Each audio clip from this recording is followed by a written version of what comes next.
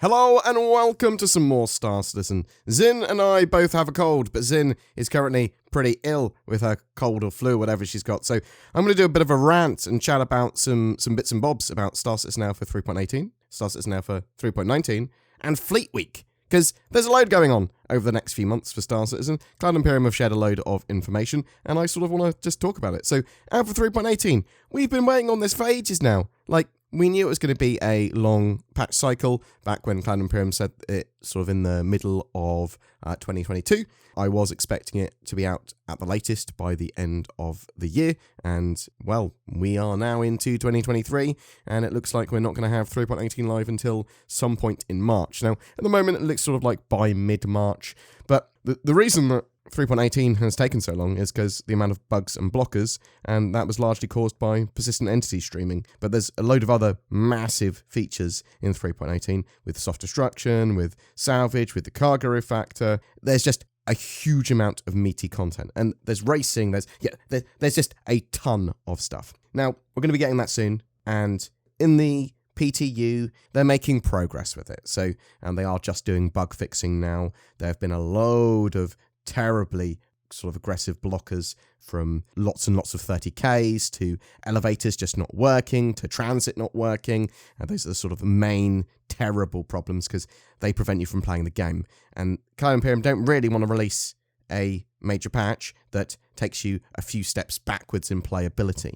But they have also basically said, look, there are going to be issues with this patch compared to 3.17.5. It's not going to be as stable, or at least it's less likely to be as stable. There are going to be more bugs introduced because 3.17 was a branch for a very long time and was pretty refined because of that. And the additions of all the new items in 3.18, well, they've caused a lot of knock-on problems. And because of that, 3.19 is going to be built on that 3.18 branch.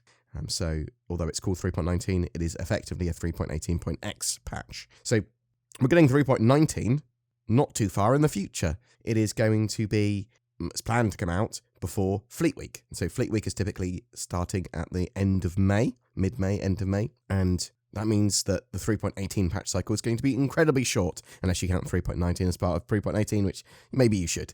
3.19 at the moment, we know is going to be quite a big update in regards to mining. So they're changing a load of the mining mechanics, upgrading a load of them, sort of refining them, making the mole actually a lot better to mine with. Sort of you can sink the lasers in it and you get less instability in rocks. They're increasing the skill ceiling, so there are some more expert level rocks.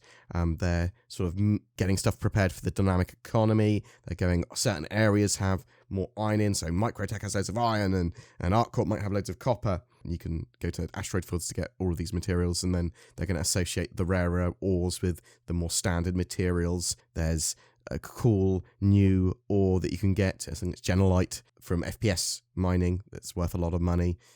They've improved like the UI and all this, and they've changed all the stats, and they've sort of refined all the items and the minables and everything. That all of those things are changing. So it is going to be a huge mining update for 3.19. Something that I'm super excited about though is the Lorville City updates. So Cityscape updates, making Lorville 2.0, getting buildings starting to be ready for interiors. You're going to basically find that you're able to fly much closer to the city. There's a load more detail. There's a load more going on. You can land on more buildings. A load of these buildings are going to be used for missions. In the future, the next step is to give a load more buildings interiors for Lorville, and then obviously update a load of the other cities like ArcCorp, which is in severe need of update because it is a city planet. It will benefit the most from city updates. But yeah, really looking forward to that. Like, they over doubled the size of Lorville, and they've just built on Lorville and just made it a load better. So they're not throwing away any of the work they've done. So I think a lot of people complain and criticize Star Citizen, and rightly so in some aspects,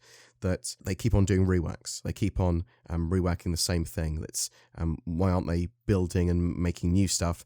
And what they keep on sort of changing the old. Now, iterating on the old stuff and improving it, great. Evolving it, awesome. Constantly reworking it, yeah, that would be bad, but they are doing less and less and less of that. The original sort of systems in place for the game, a lot of them were placeholders. A lot of stuff has changed over the years, and they have changed the tech significantly in a lot of regards, and lots of stuff do need reworks or have needed reworks or huge overhauls there are some placeholder systems that are still there.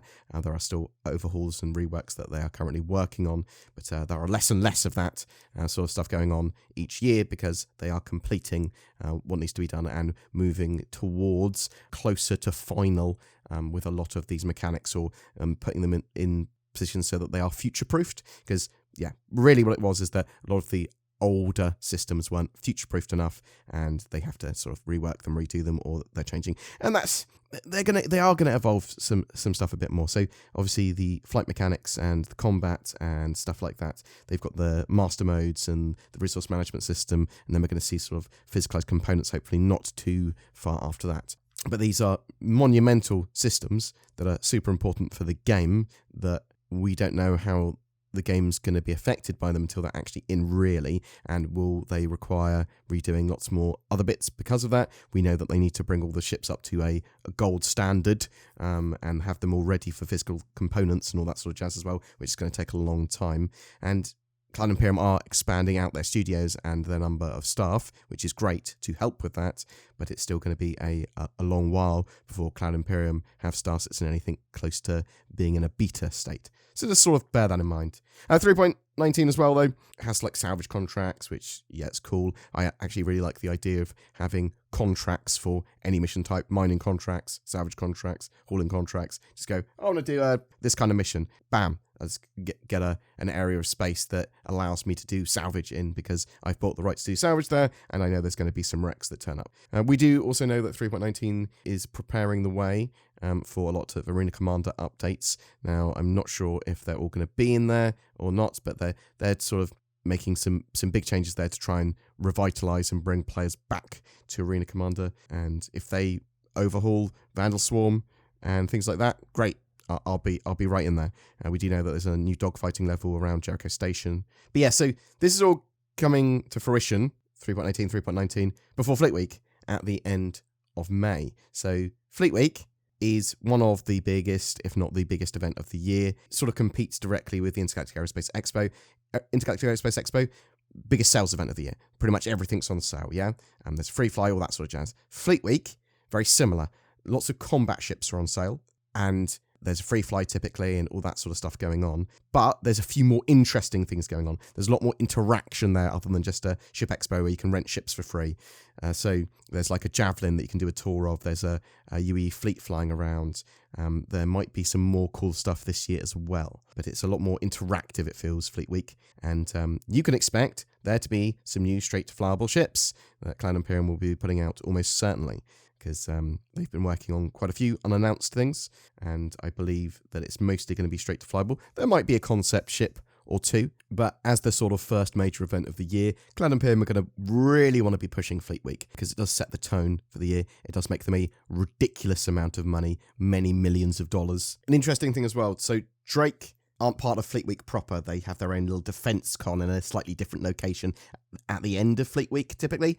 I'm hoping that we might see a Drake Heavy Fighter. Now, the only reason I say that is because I've been just chatting to some people in my Discord and in my comment sections about Drake Heavy Fighters. It's not because I've heard any rumors or anything. It's just, I'm hype about that at the moment. I like the idea of a Drake Heavy Fighter called the Manowar or something like that. I mean, maybe Manowar's a bit too big a name for a fighter. So that's sort of my rambling thoughts on 3.18, 3.19 and Fleet Week. Looking forward to any extra sort of hidden gems that we might see in 3.19. Obviously, there's going to be other features in there and probably some new ships/vehicles. I'm expecting to see things like the Hull C turn up, and maybe the SRV, maybe ship-scale tractor beams, maybe additions to the cargo factor. I'll almost certainly record another video on that topic in the not-too-distant future. But March is coming up as well soon, and I think Zin and I are going to be sort of trying to get a video and a half to 2 videos out a day, sort of averaging. Obviously, a video and a half a day is mad because you can't release half a video, but I like to average a video and a half each day throughout a week. And we're going to be starting to get more involved with gameplay videos as well, because I think that's just a good idea. We can sort of do some of the long-form missions and do a sets of missions with building up rep and stuff, and release that as a bit of a YouTube series. I think people might be interested in that. It gives a good sort of cross-section view of what Star Citizen's like, and I quite like playing Star Citizen, so it's probably worth starting to record some videos of me actually playing it rather than just covering it in the news and using a lot of B-roll. But I'm really interested to know what you think. Are you excited for Alpha 3.18? When do you think it's going to turn up? Do you think it will turn up by mid-March, or do you think actually Cloud Imperium might still have some problems there?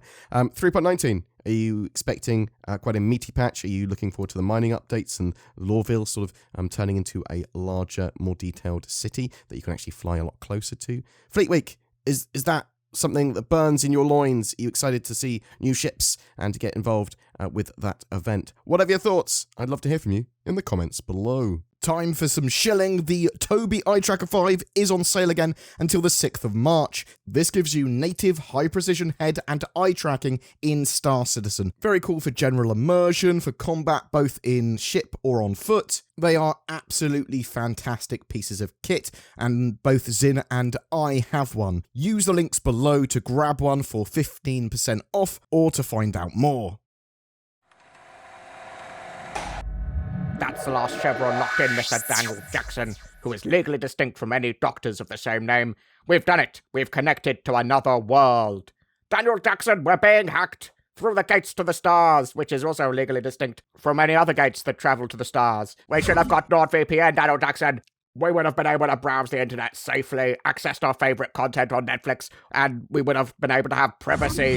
We would have had less of these Egyptian-looking snake people attacking us too. You should check out nordvpn.com/BoredGamer and get yourself a great deal on NordVPN. Just click the link in the comments section below. Every month we have a ship giveaway. For February, it's for a Crusader Spirit C1, the very cool looking multi-crew, multi-role competitor to the Cutlass Black and Freelancer. As it's a concept ship, you'll get a Cutlass Black until it's made flyable. You'll get lifetime insurance with the ship and a game package for Star Citizen 2, so all you need to play. Just comment on any of my videos made during the month to be in for a chance of winning that. If you would like to further support the channel, then consider becoming a Patreon or using that join button under my YouTube videos to become a channel member. It goes a massive way to helping us make videos every day, and you'll get some exclusive content from me and Zinnia from time to time too. Become a BoredGamer today!